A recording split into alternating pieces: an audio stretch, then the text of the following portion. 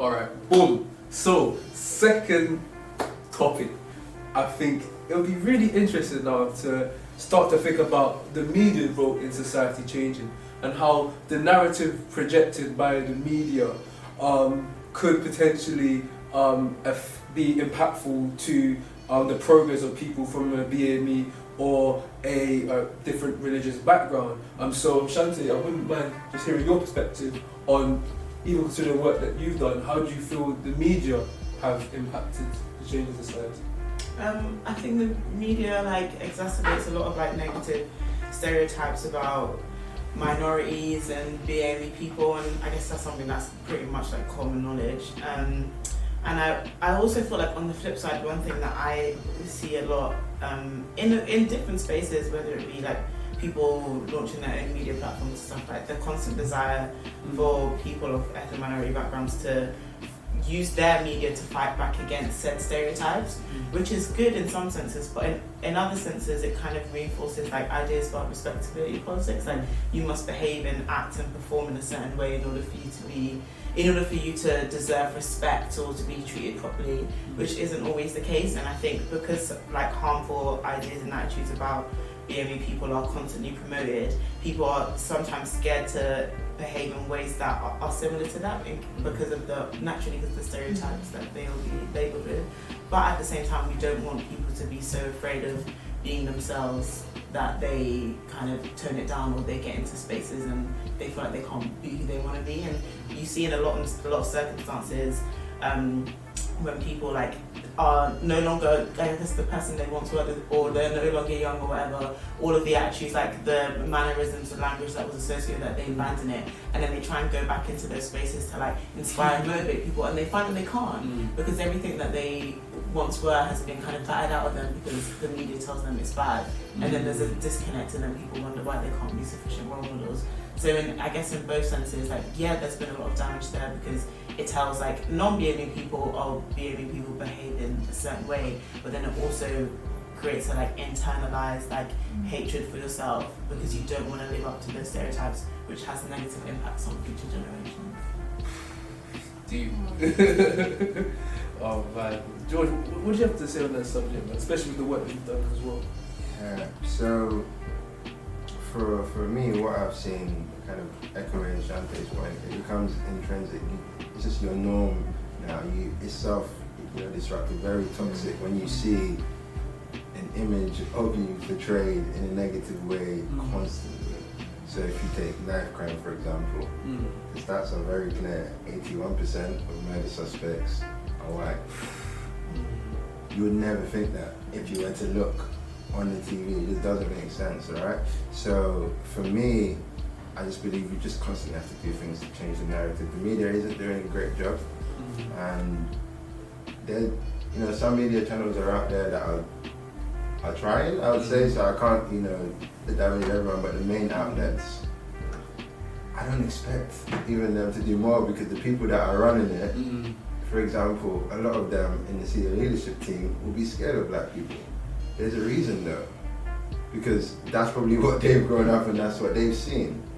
So it's kind of having the right people in those positions to actually change the narrative. And until that happens, until there's people on those boards that can influence decisions, I don't see much changing.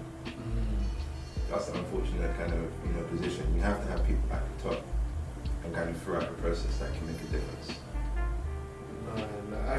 It's so crazy you said that, man, because if you think about it, that means the people who are rejected obviously are not from our background. So essentially, the media has given them perception running the media companies, and then as a media company, they're then projecting that as well. So it's almost like the media is affecting the media, and people controlling are not from our background. So then they're just going to keep showing the same thing because now inherently they've started to instill this belief that that's the case.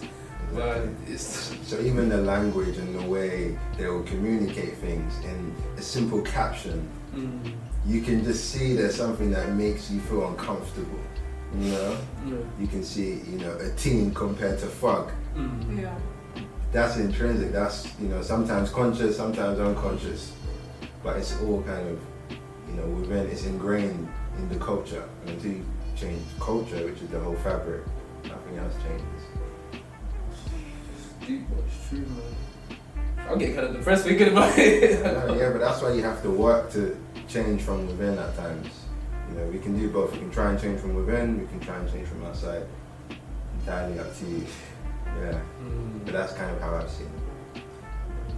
Now, do you have any thoughts on that? Yeah, so I don't have kind of too much to add to what both of these guys have just said, but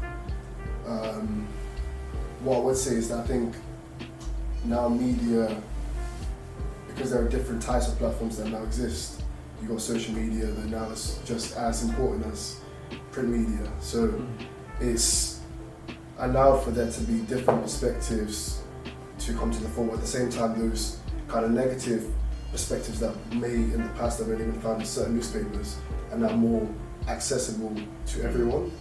So if a newspaper like the Daily Mail might have a certain point, or might have had a certain point in the past that certain people would not have seen, now whether you are going out of your way to buy the Daily Mail or not, there's a chance that through Twitter or through whatever social media platform that you are on, you'll still come across that point. So like George said, it kind of helps to further perpetuate this negative perception that we have of ourselves. So I think the media definitely have a responsibility to really reassess themselves and to think of and to fully understand the power that they have, but at the same time they don't have that incentive to do so whilst the people that control the media are not like us.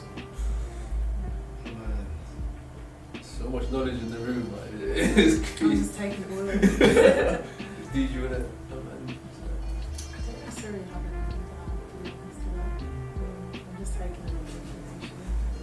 Do you have anything to add? I'm just reflecting on it because when you think about it, it's like we want to change the narratives projected, but then we're not in the positions of power. I know social media is more influenced by how the influencers are, like celebrities and whatnot, but the people owning it as well, similarly, are not from our background. So people owning the different aspects of the media are not from our background, and then you want to change that, but then you have to get into that position which they don't want to let you into because they already have the unconscious biases that they projected to people about you getting into it. So it's like a cause and effect issue, and I guess the initiatives that were created as well, like with Motivez, for example, and going to schools and giving them that image of a black man who is helping you get through, but not just because he wants to, because he's been through some very progressional like areas that has allowed him to get experience to help you, and you know, making the Law Collective and bringing together lawyers and making Bristol is the new black. I think making these different infrastructures, but then showcasing the positive aspects of that, I think it makes people see the differences that the media projects to them that are not right.